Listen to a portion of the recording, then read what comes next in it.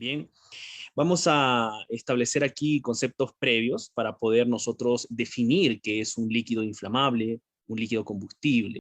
Esta clase no es para cualquiera, pero sí para los mejores. Te felicito por ser estudioso, compadre. La norma NFPA 30, aproximadamente desde, en este caso, lo que vendría a ser el año 1913, empieza a establecer ciertos parámetros para lo que corresponde al cuidado de lo que vendrían a ser incendios de tipo estructural, ¿no? Que se daban a raíz de lo que es la presencia de líquidos inflamables o combustibles. Bien, entonces es importante que nosotros conozcamos el riesgo que involucra el trabajar con un material inflamable o con un material combustible, y principalmente lo que a nosotros nos interesa es ofrecer protección, ¿sí? Ofrecer protección cumpliendo lo establecido en estos códigos. Bien, entonces, principalmente vamos a definir lo que es en sí el código de NFPA 30, cómo es que trabaja de la mano con normativas, bien, y trabaja de la mano con guías, ¿de acuerdo? Entonces, durante el año 2014 al 2018, los departamentos de bomberos en Estados Unidos, bien, respondieron a un promedio de 970 incendios de tipo estructural al año, que comenzaron con la ignición de líquidos inflamables o combustibles. Estos incendios causaron un promedio estimado de 3 civiles muertos, 57 civiles lesionados y 180 millones de dólares en daños directos hacia lo que es la propiedad.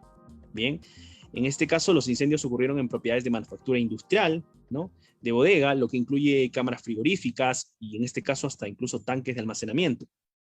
Bien, los datos están recopilados por en sí la estadística que maneja NFPA. Bien, entonces lo que nosotros queremos entender en este caso, lo que nosotros queremos valorar en función a lo que es el código 30, es que son los requisitos mínimos de ingeniería aplicados a lo que es el control de un riesgo en la industria. Bien, principalmente NFPA define el control, cuidado y protección que se deben de tener con lo que son los líquidos inflamables y los líquidos combustibles. Se basa en un concepto científico y aplicaciones de ingeniería en las cuales nosotros vamos a poder, en este caso, aplicar medidas de protección. Pero sí o sí debemos de conocer ciencia. ¿Sí? Es importante. Es importante de que definamos conceptos que se basan en estudios científicos. Por eso es que esto pasa a denominarse un código. Bien, pasa a denominarse un código. Nació como una norma en la cual se hacía referencia a muchos factores, a muchos, en este caso, fenómenos, bien, que producían incendios. Hoy por hoy vemos y estamos completamente seguros de que esto es un código porque se basa en lo que es la aplicación de la ingeniería y en el conocimiento científico, determinar ciertos conceptos que son sumamente importantes. Bien, entonces NFPA nos presenta códigos, nos presenta normas y nos presenta guías. Podemos mencionar normativas tales como NFPA 70E, podemos mencionar normativas como 470 para respuesta a incidentes con materiales peligrosos, y también tenemos guías como por ejemplo la NFPA 1700, que es para combate e incendio estructural. Bien, entonces todas ellas se unen, trabajan juntas, dependiendo en sí el tipo de riesgo, ¿no?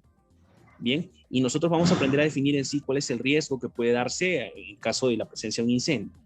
Bien, y sobre todo en este caso en el cual mencionamos lo que vendría a ser aquí, bien, la relación entre un líquido inflamable y un líquido combustible. Estas normativas, como bien ustedes saben, se actualizan cada cierto tiempo. Y al actualizarse cada cierto tiempo, en este caso los códigos de tipo 30 se actualizan cada 3 años. Bien, vamos a ver que en este tipo de actualizaciones, pues existen nuevas definiciones en función a los estudios. La última definición está mencionando lo que son líquidos incendiables. Bien, en la última actualización tenemos una definición muy importante que son líquidos incendiables y veremos el por qué, ¿no?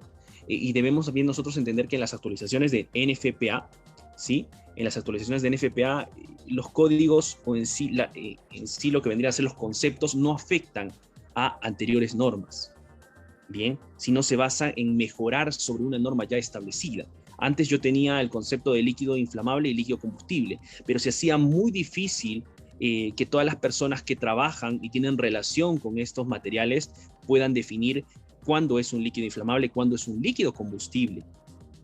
Bien, Y entendamos que cuando estos materiales se transportan, como puede ser un líquido inflamable, un líquido combustible, se empiezan a transportar, la presión, la temperatura, empiezan a afectar a este contenedor.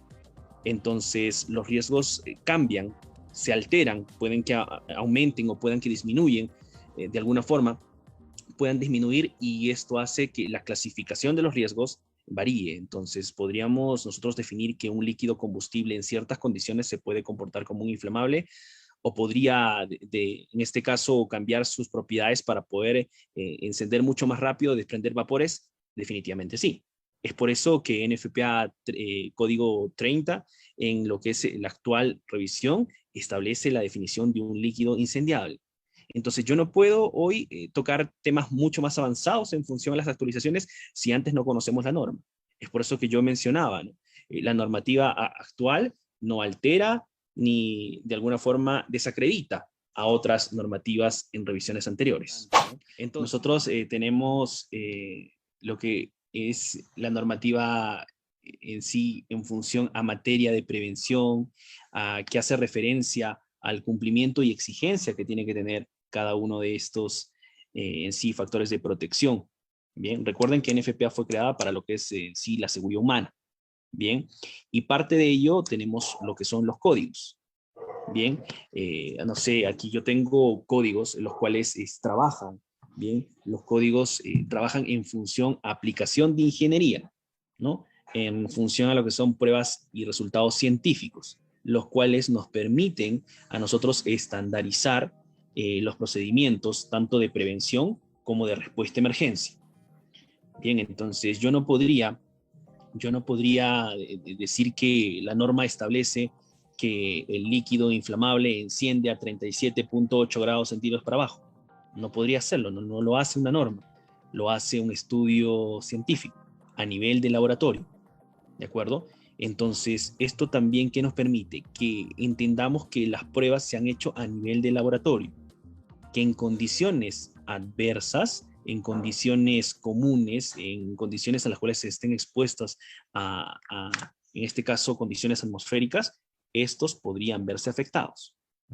Entonces, hablamos, por ejemplo, de algo que es muy común, el diamante NFPA 704.